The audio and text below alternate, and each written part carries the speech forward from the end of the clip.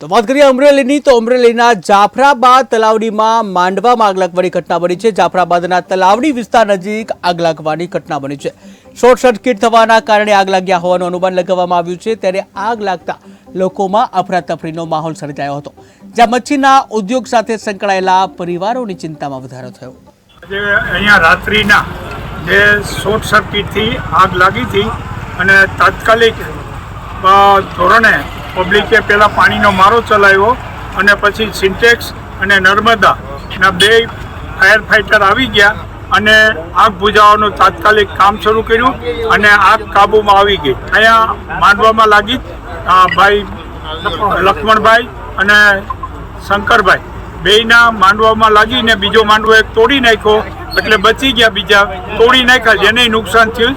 અને આમાં ડીઝલ હતું અને મચ્છી હતી અને એને સૂકી મચ્છી ને ઘરવખરી બધી હળગી ગયું। અને આ એક ઘટના એવી છે કે જાફરાબાદની અંદર નગરપાલિકાની અંદર 12 વર્ષ થઈ ગયા અને બે ફાયર નાનો ને મોટો બે બંધ પડ્યા છે। તો સરકારશ્રીને વિનંતી છે કે આ જાફરાબાદમાં ચોથી આગ છે ખારવા સમાજની, અને આ ચોથી આગની અંદર લાખોના ઝાડ ને બધી બળી ગયું, છતાં ફાયર ફાઇટર જાફરાબાદની અંદર નથી।